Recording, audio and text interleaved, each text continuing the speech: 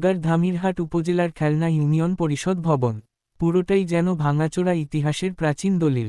ঝুঁকিপূর্ণ এই ভবনে প্রতিদিনই সরকারি সেবা নিতে আসেন সাধারণ মানুষ।